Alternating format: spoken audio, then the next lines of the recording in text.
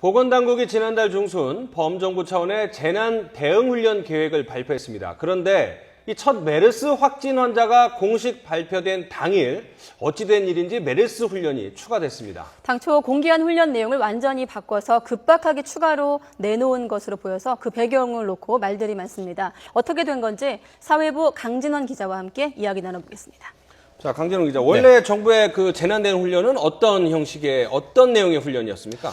네, 첫 그 메르스 환자를 발표하기 전인데요. 지난달 15일 이제 보건당국이 이제 2015 범정부 재난대응 안전한국 훈련이라는 이런 계획을 발표했습니다. 이거는 이제 매년 각 정부 부처가 여러 재난 상황을 가정해서 이제 대응 매뉴얼을 점검하고 개선책을 모색하는 정례 훈련인데요. 이제 당시 복지부는 이제 국제적으로 관심이 있었죠. 에볼라가 이제 국내로 유입되는 상황을 가정해서 5월 20일 날 복지부에서 대응 훈련을 실시하겠다고 발표를 했습니다. 그런데 이제 메르스 국내 유입 사실을 발표하기 직전입니다. 이제 5월 20일인데요. 이제 어떤 설명도 없이 이제 메르스 대응 훈련을 하겠다고 추가 발표했는데요. 그러니까 5월 20일은 메르스 첫 환자가 나온 그렇죠. 날인데 그날 메르스 대응 훈련이 갑자기 추가가 됐군요. 네, 맞습니다. 네. 그래서 이제 첫 환자가 이제 문제는 이제 첫 환자가 나왔다는 사실이 이제 당일날 5월 20일 날 오후에 이제 언론을 통해서 공개를 됐는데 이제 그 직전에 이제 소리 소문 없이 급박하게 이제 추가로 훈련 계획이 이제 내놓아진 겁니다. 근데 그러니까 이제 언론에 공개되기 전에 메르스 훈련을 추가를 시키고 발표가 된 셈이군요. 현재 지금 보이는 정황상은 이제 그렇게 보이고 있습니다. 그래서 이제 통상 행정관례상 이제 범정부 훈련 같은 이제 주요 사안 같은 경우에는 이제 계획이 사전에 배포가 되지 않습니까? 근데 그것과 전혀 다른 내용이 이제 추가로 공개된 것은 이례적이다라는 게 일단 일선 부처 공무원들의 반응이고요. 이 때문에 이제 보건당국이 첫 메르스 환자의 검사 결과를 미리 알고 이제 메르스에 선제적으로 대응하고 있다는 점을 과시하거나 이제 강진원 기자 말씀 중에 죄송한데 중요한 속보가 들어왔기 때문에 전해드리고 계속 이야기를 나눠가겠습니다. 네, 메르스 환자가 2명이 추가로 사망을 했습니다. 그래서 사망자 수는 모두 9명으로 늘었습니다. 네, 앞서 확진자 수가 100명을 넘어서 그렇죠, 108명. 108명이었는데 사망자 수도 추가돼서 9명이 됐습니다. 확진 환자 중에서 이제 사망자가 나온 건데 어떤 질병을 갖고 있었고 연세가 어느 정도 됐는지는 좀 더 파악을 해봐야 될 것 같습니다. 다시 한번 정리를 해주자면 오늘 밤 사이에 사망자가 2명이 더 나왔고 확진 환자도 13명이 더 나왔습니다. 그래서 지금까지 사망자는 모두 9명 그리고 확진 환자 수는 108명으로 늘었습니다.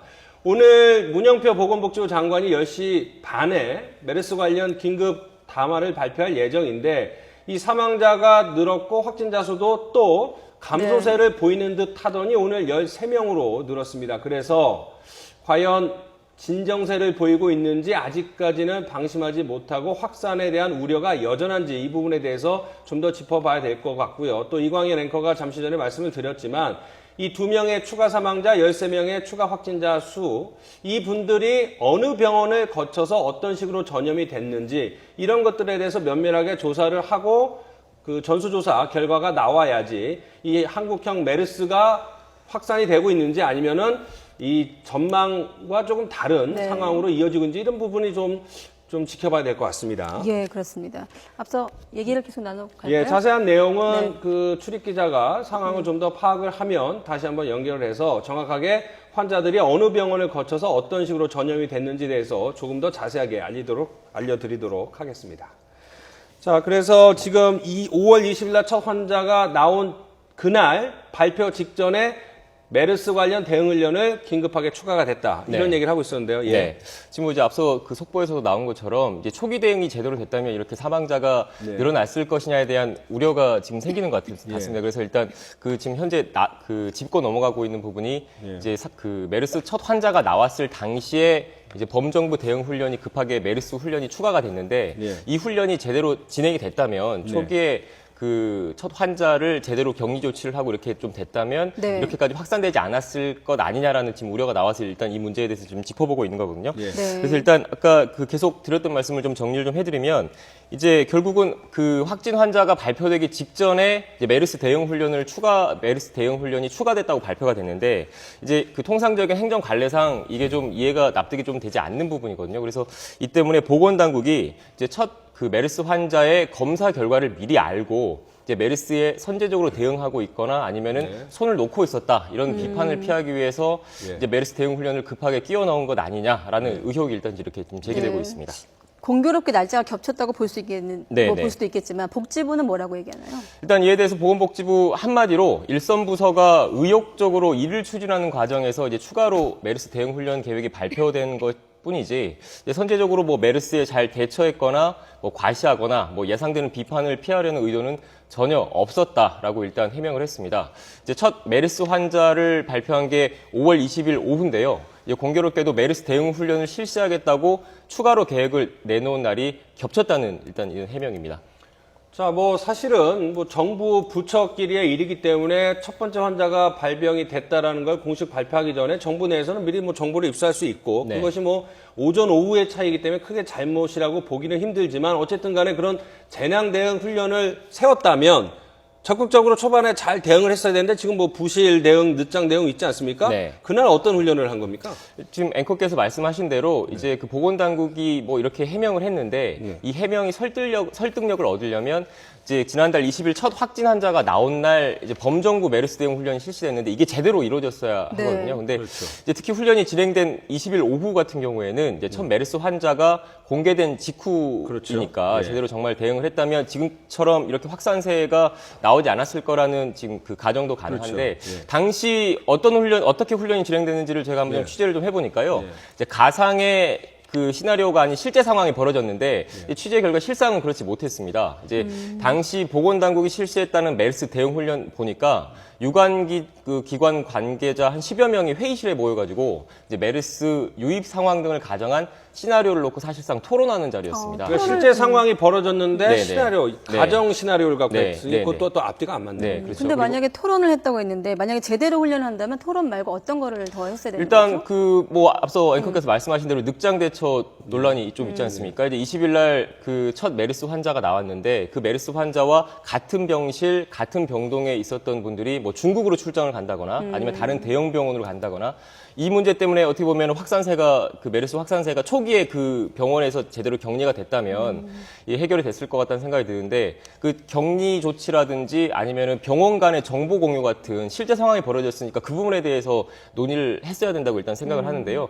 그때 실제 내용을 보니까 일단 앞서 말씀드린 것처럼 그 시나리오를 가지고 논의를 했고 이 시나리오 역시 2년 전에 이제 해외 감염병 발생에 대비해서 사용한 그 시나리오를 일단 그 보건복지부에서 발표를 했는데 그것과 거의 동일한 내용으로 일단 훈련을 했고요. 또 문제는 이제 세월호 참사 이후에 이제 국가적으로 재난에 효율적으로 대응하겠다면서 신설한 조직이 국민안전처지 않습니까? 네. 근데 국민안전처 관계자는 이제 범정부 이런 그 감염병 대책 훈련인데 정작 바쁘다는 이유로 참석도 안 했습니다. 그래서 당시 뭐 논의한 뭐 예방책 같은 경우에도 뭐 익히지 않은 낙타고기 먹지 말라, 뭐 멸균하지 않은 낙타우유 먹지 말라, 뭐 최근에 정부가 제시했다가 거센 비난받았었는데 이런 예방책들이 뭐 그때 당시에도 반복된 것으로 일단 파악이 됐습니다. 거기서도 또 낙타 이야기를 했군요. 네. 지금 뭐 그래픽에서 2013년하고 2015년을 비교를 했지만 뭐 2년 전과 거의 똑같은 네. 내용을 했다. 그런데 네, 이제 네. 문제는 그날 첫 번째 환자가 나왔는데도 2년 전 그대로 얘기를 하고 국민안전처 관계자는 나오지도 않았다. 네, 맞습니다. 그럼 뭐 어떻게 보면 네. 요식행위 비슷하게 된 네, 거군요. 네. 예. 근데 또 한 가지가 또 취재 과정에서 보건당국이 선제적으로 대응하겠다면서 2년 전부터 대책반을 운영했던 사실도 확인됐다면서요? 네, 그렇습니다. 이제 잘 알려진 대로 이제 메르스는 이제 2012년도에 사우디아라비아에서 처음 발견돼가지고 이제 중동 지역을 강타를 했습니다. 그래서 이제 보건당국이 2013년 6월에 이제 메르스에 선제적으로 대응하겠다면서 이제 질병관리본부의 감염병관리센터라는 것이 있는데요. 이 감염병관리센터장을 반장으로 하는 대책반을 가동하겠다고 발표했습니다.